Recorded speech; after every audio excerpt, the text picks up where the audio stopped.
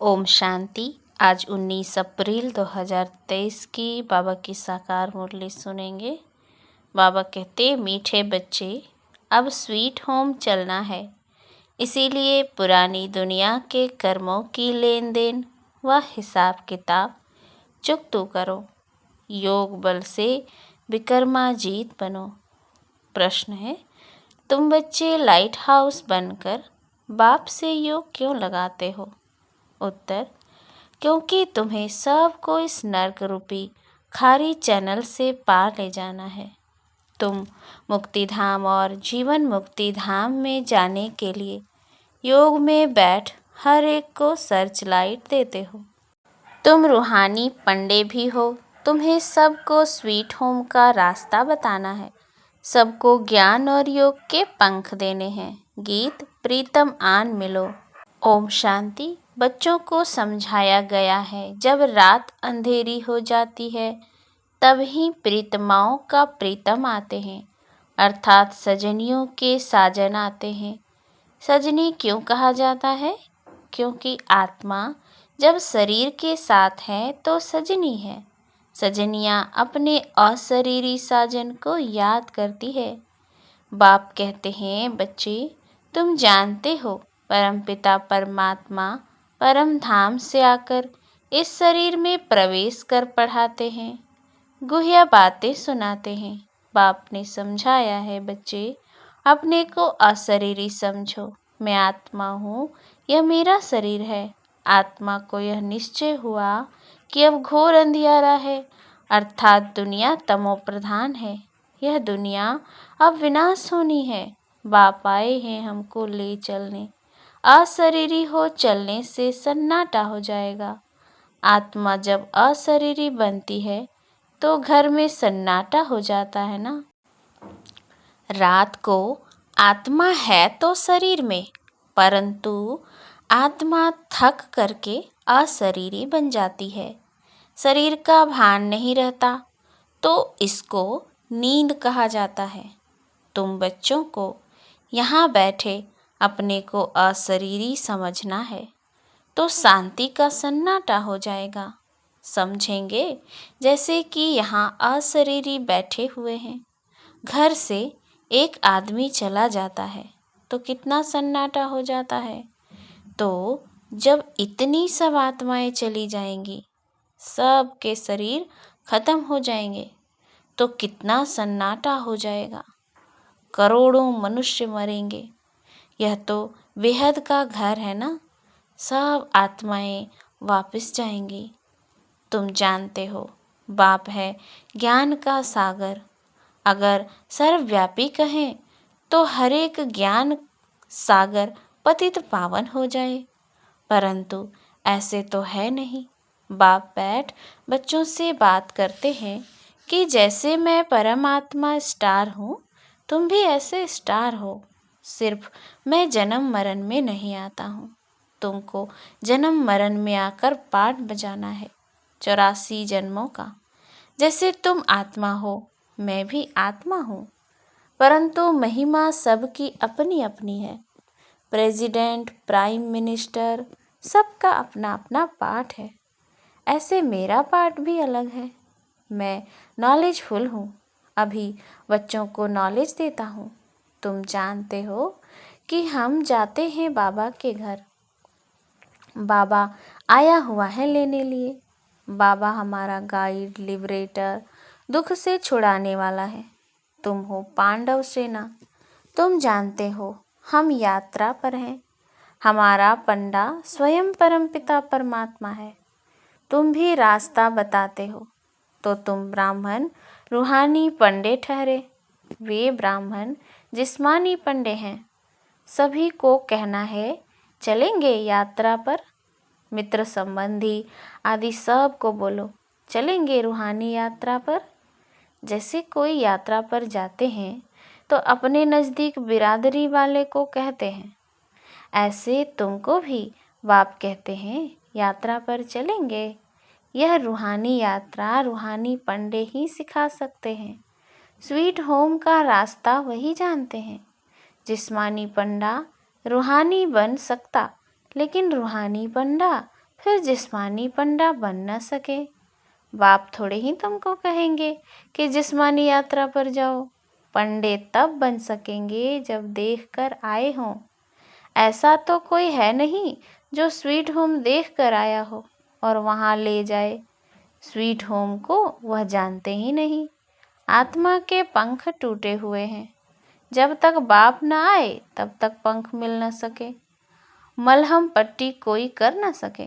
योग से ही पंख मिलेंगे। भागना सबको है। कोई योग बल से विक्रमाजीत बनते हैं, कोई फिर सजाएं खाकर हिसाब किताब चुकतू करते हैं। दुख का सारा हिसाब किताब चुकतू होता है। यह सब ड्रामा में नूंद है। अपने विकर्मों का साक्षात्कार गर्भ में होता है। फिर सजाएं भोग बाहर निकलते हैं। अभी तो बेशुमार मनुष्य मरते हैं। सबको अपना हिसाब किताब चुकतू करना है। पुरानी दुनिया के कर्मों की लेन देन का हिसाब किताब खलास कर अभी तुम नई दुनिया के लिए हिसाब किताब जमा करते हो।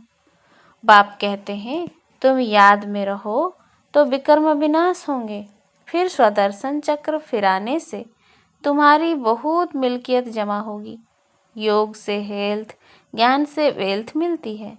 जितना बाप को याद करेंगे उतना निरोगी काया मिलेगी।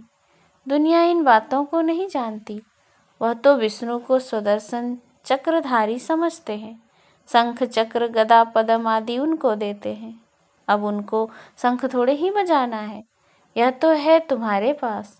तुम शंख बजाते हो, कहते हो मन मना भव मध्याजी भव। कितना सहज है। तुम लाइट हाउस हो, सबको रास्ता बताते हो मुक्ति धाम का। फिर आएंगे जीवन मुक्ति धाम में। योग लगाते हो, नर्क खारी चैनल से पार ले जाने के लिए सर्च लाइट देते हो। मुक्ति धाम जाना है, फिर सर्च लाइट देते हो। यहाँ जीवन मुक्ति में आना है। यह बेहद का ड्रामा है जो जूं मिसल चलता रहता है। हम एक्टर हैं। हमारा इस ड्रामा में 84 जन्मों का पाठ है। भगवान ने आकर सहज राजयोग सिखाया है। यह कोई नहीं जानते। भगवान को आना ही है कल्प के संगम युग पर। तुम अभी जानते हो, कल्प पहले भी संगम युग पर मिले थे, फिर मिलते रहेंगे। ढेर बच्चे मिलेंगे। कोई कोई बच्चे फिर कुसंग में आकर पढ़ाई को छोड़ देते हैं। चलते चलते कोई से दिल लग गई तो पढ़ाई का नशा टूट जाता है। ब्रह्मचर्य में पढ़ाई का नशा अच्छा रहता है। कोई बिरले शादी के बाद भी पढ़ाई का कोर्स उठाते हैं। फिर कोई तो अच्छी रीति पास कर लेते हैं। कोई को फिर टाइम लगता है, क्योंकि विकार में जाने से फिर धारणा नहीं होती। चाहे राज विद्या चाहे रूहानी विद्या की धारणा आत्मा करती है। बैरिस्ट्री के संस्कार आत्मा में होते हैं, तो आत्मा वह संस्कार ले जाती है। फिर जन्म ले बैरिस्ट्री ही पढ़ने लग पड़ेगी। तुमको तो वहाँ बैरिस्ट्री, इंजीनियरिंग आदि पढ़ने की दरकार नहीं। ऑटोमेटिकली तुम्हारी बुद्धि सतो प्रधान रहती है। तुम जानते हो, जैसे कल पहले महल बनाए थे, ऐसे ही हम जाकर महल बनाने लग पड़ेंगे। ड्रामा वही कराएगा जो कल पहले कराया था। कोई मेहनत नहीं करनी पड़ेगी। बाकी भाषा तो सीखनी पड़े। वहाँ स्कूलों आदि में भी विमानों में जाएंगे। बहुत बड़े बड़े घर होते हैं। समझो जितनी एरिया में आबू है उतनी एरिया में एक घर होगा। फिर आबू रोड जितनी एरिया में दूसरा महल होगा। जमीन तो बहुत रहती है। प्रजा को भी बड़ी जमींदारी, बड़े बड़े महल होंगे। अभी तो देखो मुंबई में कितने मनुष्य हैं। फिर बम्बई होगी नहीं, कराची होगी नहीं। सब मीठे पानी पर होंगे। नदियाँ भी सब कायदे अनुसार होंगी। मजाल है कोई नदी उथल खाए। सब तत्वादि ऑर्डर में रहेंगे। तुम प्रकृति पर विजय पाते हो। 5 तत्वों पर तुम्हारा राज्य चलता है। कभी गुस्ताखी, चंचलता नहीं करेंगे। तो बाप की श्रीमत पर चलना पड़े। बाप कहते हैं काम महाशत्रु है, इनको जीतो, नहीं तो वर्षा नहीं मिलेगा। इस समय फेल हुए तो कल्प कल्प फेल हो जाएंगे, फिर चांस नहीं मिलेगा।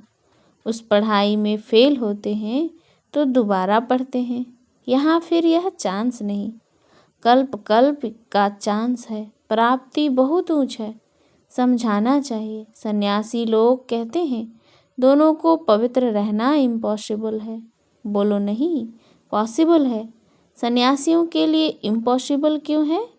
क्योंकि उनका हठ योग है, घर बार छोड़ कर जाते हैं। फिर भी वही शंकराचार्य आएंगे। भारत पतित होने लगता है तो सन्यासी आकर थमाते हैं। इसकी सेवा का उनको फल मिलता है, जो गवर्नमेंट के भी गुरु बन जाते हैं। तुम बच्चों का तो सबसे बड़ा मान है।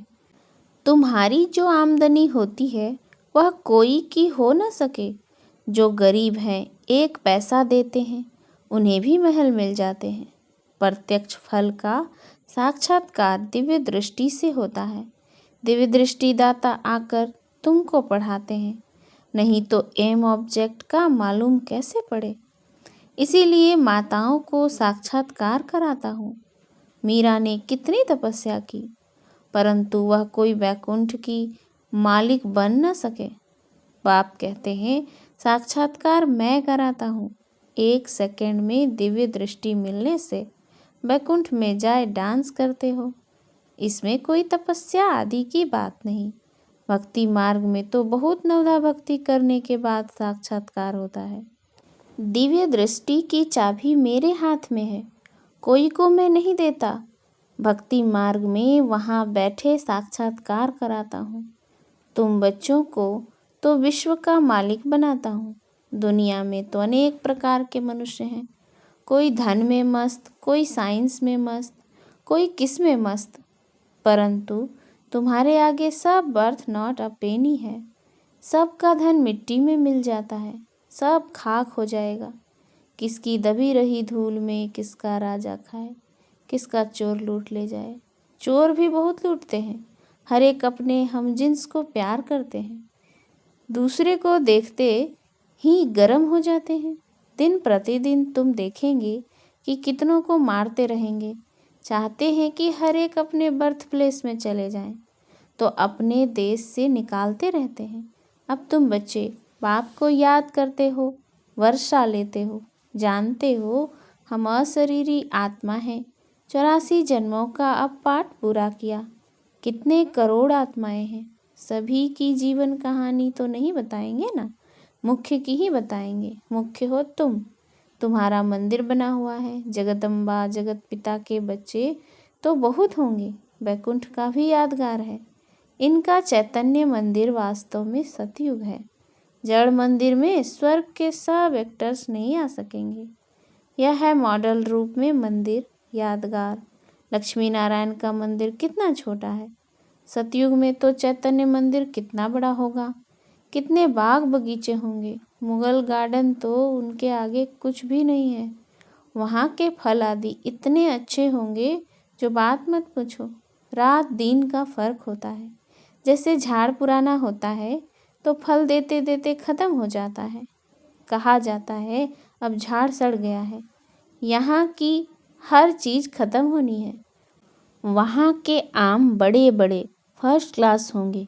हम अब राजधानी स्थापन करते हैं श्रीमत पर, तो श्रीमत पर चलना पड़े ना, पवित्र भी बनना पड़े। मुश्किल तो कोई बात नहीं है। 1 जन्म पवित्र रहने से 21 जन्म स्वर्ग की राजाई करेंगे। फिर भी ऐसा कौन होगा जो पवित्र नहीं बनेगा, श्रीमत पर नहीं चलेगा। तुम जानते हो भारत सचखंड था, यहाँ सच्ची बादशाही थी। अभी यह है झूठ खंड। हर बात में झूठ बोलते रहते हैं। कह देते हैं फलाना ज्योति ज्योत समाया अथवा निर्वाण धाम गया। अब तुम जानते हो निर्वाण धाम तो रहने का स्थान है। तुम हर एक बात यथार्थ बताते हो। बाप को ट्रुथ कहते हैं, वह सचखंड स्थापन करते हैं। भक्त जन्म बाई जन्म भगवान को याद करते हैं, परंतु उनको भगवान का पता नहीं है। वह प्रीतम अब तुम बच्चों को राज्य भाग्य देकर खुद छिप जाते हैं। तब कहते हैं तुम्हारी गतमत तुम ही जानो, तो जरूर कोई भी नहीं जानते हैं। हे प्रभु, तुम्हारी गतमत तुम ही जानो और न जाने कोई। श्रीमत से क्या होगा? गति सदगति। वह तुम ही जानो। अब तुम बच्चों को बाप श्रीमत देते हैं, अपने को आत्मा समझ मुझे याद करो। टीचर यह प्रतिज्ञा कराएंगे क्या, मैं तुमको बैरिस्ट्री की गद्दी पर बिठाऊंगा। वह तो खुद पढ़कर बैरिस्ट्री की गद्दी पर बैठेंगे। बाप भी कहते हैं जितना याद करेंगे तो योग से सब पापों से मुक्त होंगे। याद करने से तुम्हारी आत्मा जैसे मेरे पास आ रही है। अपने पास चार्ट रखना है। कोई का चार्ट आधे घंटे का होगा, कोई का 1.25 घंटे का होगा, कोई का तो 5 मिनट भी नहीं, कोई का तो बहुत अच्छा चार्ट है। यह भी तुमको साक्षात्कार होगा। स्कूल में टीचर अथवा स्टूडेंट खुद भी समझते हैं कितने नंबर में आएंगे। यहाँ तो नंबर वार बिठा नहीं सकते, फंक हो जाएंगे। इसीलिए अभी माला नहीं बन सकती। माया अच्छे अच्छे को भी नीचे ऊपर कर देती है। श्रीमत पर नहीं चलेंगे तो माया घूंसा मार देगी। इसमें है मेहनत। हम अब जाते हैं परम धाम। 84 जन्म पूरे हुए, बाबा आए हैं लेने लिए। तो बाप को याद करना है, औरों को भी मंत्र देना है। मंत्र कोई जपना नहीं है। गुरु लोग तो किस्म किस्म के मंत्र देते हैं। बाप कहते हैं प्रीतम को याद करो। प्रीतम आया है प्रीतमाओं के पास। सारी दुनिया की आत्माएं प्रीतमाएं हैं जो उनको याद करती हैं। अच्छा, मीठे मीठे सिकिलधे बच्चों प्रति माता पिता बाप दादा का याद प्यार और गुड मॉर्निंग। रूहानी बाप की रूहानी बच्चों को नमस्ते। हम रूहानी बच्चों की रूहानी बाप दादा को याद प्यार गुड मॉर्निंग और नमस्ते नमस्ते नमस्ते। धारणा के लिए मुख्य सार। पहला, कुसंग में आकर कभी भी पढ़ाई नहीं छोड़नी है। किसी भी देहधारी से दिल नहीं लगानी है। दूसरा, पापों से मुक्त होने की विधि याद है, इसीलिए याद का चार्ट जरूर रखना है। याद में रहने की अपने आप से प्रतिज्ञा करनी है। वरदान, मेरे को तेरे में परिवर्तन कर, सदा हल्का रहने वाले डबल लाइट फरिश्ता भव। चलते फिरते सदा यही स्मृति में रहे कि हम हैं ही फरिश्ते। फरिश्तों का स्वरूप क्या, बोल क्या, कर्म क्या, वह सदा स्मृति में रहे। क्योंकि जब बाप के बन गए, सब कुछ मेरा सो तेरा कर दिया, तो हल्के फरिश्ते बन गए। इस लक्ष्य को सदा संपन्न करने के लिए एक ही शब्द याद रहे, सब बाप का है, मेरा कुछ नहीं। जहाँ मेरा आए वहाँ तेरा कह दो, फिर कोई बोझ फील नहीं होगा। सदा उड़ती कला में उड़ते रहेंगे। स्लोगन है, पाप के ऊपर बलिहार जाने का हार पहन लो तो माया से हार नहीं होगी। अच्छा, ओम शांति।